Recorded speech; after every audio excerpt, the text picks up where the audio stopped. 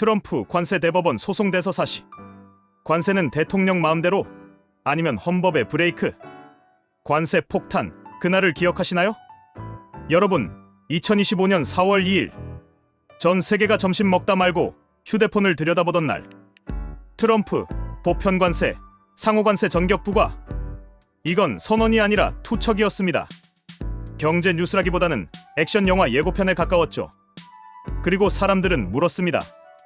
이거 진짜 되는 거야? 대통령이 그냥 오늘부터 관세 하면 끝나는 거야? 이 질문이 바로 지금 대법원에서 재판 중인 그 핵심입니다. 사건의 정체, 이 재판은 뭐가 문제냐면요. 이번 재판의 정체를 한 줄로 요약하면 이겁니다. 대통령이 국제비상경제권한법을 핑계로 전 세계 수입품에 관세를 때릴 권한이 있느냐? 트럼프 행정부는 말했습니다. 비상 상황이잖아. 그러면 내가 버튼 눌러도 되잖아? 하지만 1심, 2심 법원은 고개를 저었습니다. IEPA는 수입을 막거나 통제할 수는 있어도 관세를 매길 권한까지는 없다. 즉, 신호등 끌 권한은 줬는데 도로 통째로 폭파하라고 준 건 아니다. 라는 판결이었던 거죠. 누가 이겼냐고요? 와인 회사와 장난감 회사입니다. 이 소송을 건 주인공들이 아주 인상적입니다. 첫 번째 주인공, 뉴욕의 와인 수입 회사. 이름도 소박한 VOS 셀렉션. 연간 수입 규모도 대기업은커녕 동네에서 와인 좀 파는 회사 수준. 그런데 이 회사가 미국 정부를 상대로 소송을 겁니다. 관세 이거 불법 아닌가요? 결과는 국제무역법원 판사 3명 전원일치, 불법. 항소법원 7대4 역시 불법. 와인 회사가 미국 정부를 2번 연속 KO시킨 겁니다. 두 번째 주인공, 유아용 장난감 회사. 이름은 러닝 리소스. 아이들 숫자 블록, 교육용 장난감 수입하는 회사죠. 이 회사도 똑같이 말합니다. 이 관세 법적으로 이상한데요? 결과는 또 승소. 1심도 이기고 항소심도 이기고 결국 이 사건도 대법원으로 직행. 그래서 지금 대법원에서는 와인 장난감, 트럼프 관세 재판, 이렇게 두 사건을 묶어서 심리 중입니다. 미국 대법원 아무나 못 갑니다. 여기서 잠깐 미국 재판 구조를 보면요. 1심 항소 상고. 이건 한국이랑 비슷한데 대법원은 상고 허가를 받아야만 들어갈 수 있습니다. 매년 약 1만 건이 저요 손들지만 실제로 대법원이 받는 건 100건 남짓. 확률로 치면 슬롯머신 잭팟보다 어려운 수준. 그런데 이 사건은 이건 미국 대통령 권한의 경계선 문제다. 그래서 상고 허가 Specially Granted. 말 그대로 VIP 입장권을 받고 들어온 겁니다. 서면, 폭탄, 구두 변론, 판결 초안. 대법원 재판은 이렇게 흘러갑니다. 일 양측이 서면으로 싸웁니다. 이 관련 업계, 상공회의소, 단체들이 우리도 한마디 할게요 하고 아미쿠스 브리프를 냅니다. 참고 의견서, 서류가 산처럼 쌓입니다. 판사들이 다 읽을까요? 솔직히 다는 못 읽습니다. 하지만 보좌진들이 정리해서 요지는 이렇습니다 하고 올립니다. 그리고 11월 5일 구두 변론 이후 비공개 회의, 표결, 판결문 초안, 다수 의견, 반대 의견, 보충 의견, 최종 판결 공개? 보통 몇 달 걸리는데 이번 거는 워낙 커서 내년 1, 2월 비교적 빠르게 나올 가능성이 큽니다. 판사들은 누가 앉아있나?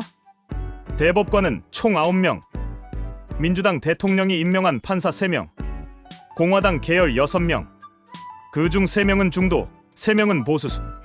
그래서 숫자만 보면 6대3이니까 트럼프가 이길 수도 있지 않나? 라는 말이 나옵니다. 하지만 여기서 중요한 건 정당이 아니라 철학입니다. 보수의 진짜 정체, 대통령도 룰은 지켜라. 보수 성향 판사들이 지금까지 일관되게 주장해온 건 딱 하나입니다. 대통령이라고 법 위에 있지 않다. 대표적인 사례가 있습니다. 2022년 바이든 대통령이 학생 대출 대규모 탕감을 발표했을 때 보수 대법관 6 그리고 진보 3, 6대3으로 위헌 판결. 이유는 간단합니다. 좋은 일이어도 의회 승인 없이 하면 안 된다.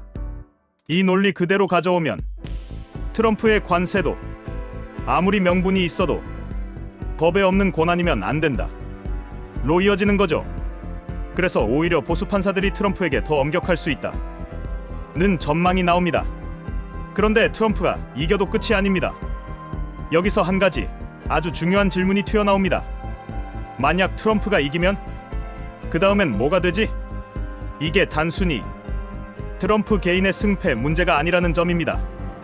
만약 이번 대법원에서 IEPA로 대통령이 광범위한 관세를 마음대로 부과할 수 있다 라고 판결이 나와버리면 그 순간부터 상황은 이렇게 변합니다. 이건 트럼프에게만 주는 칼이 아닙니다. 다음 대통령, 그 다음 대통령까지 모두가 이 칼을 쥐게 되는 겁니다. 오늘은 비상 상황이니까 관세, 내일은 또 다른 비상이니까 수입 제한, 모레는 국가 안보니까 또 한 번. 즉, 대통령이 원하면 뭐든지 할 수 있는 구조가 대법원 판결 하나로 굳어지는 거죠. 문제는 이게 행정명령이 아니라 대법원 판결이라는 겁니다. 행정명령은 다음 대통령이 바꾸면 끝이지만 대법원 판례는 미국 정책의 방향 자체를 고정시켜버립니다. 이건 관세 하나의 문제가 아니라 미국이 대통령 중심 국가로 얼마나 기울 것인가 라는 헌법적 질문이 됩니다. 그래서 오히려 이런 계산이 나옵니다. 차라리 이번의 관세는 복잡하더라도 환급하고 끝내는 게 낫지 않겠나? 이 논리는 보수 성향 대법관들에게 특히 강하게 작용합니다. 왜냐하면 전통적인 보수의 핵심은 강한 대통령이 아니라 룰을 넘지 않는 대통령이기 때문입니다. 보수란 마음에 드는 대통령에게 힘을 몰아주는 게 아니라 누가 와도 못 넘는 선을 지키는 것이니까요. 그래서 아이러니하게도 이번 재판에서는 보수 성향 대법관들일수록 이건 너무 멀리 간다 라고 판단할 가능성이 높다는 분석이 나오는 겁니다. 월가의 배팅은 이미 시작됐다.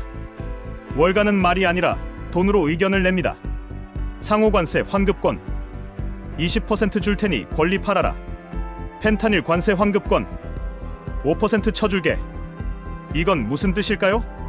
상호관세는 거의 질 거라고 본다 라는 의미입니다. 전문가들 종합 의견. 무역법률 전문가 약 80% 트럼프 패속, 월가 전체 약 45%, 헤지펀드 60% 이상 패소 전망. 트럼프의 플랜 B 품목별 관세. 트럼프 측도 가만히 있진 않습니다. 보편 관세 안 되면 232조, 301조로 품목별로 치면 되지. 문제는 이게 느립니다.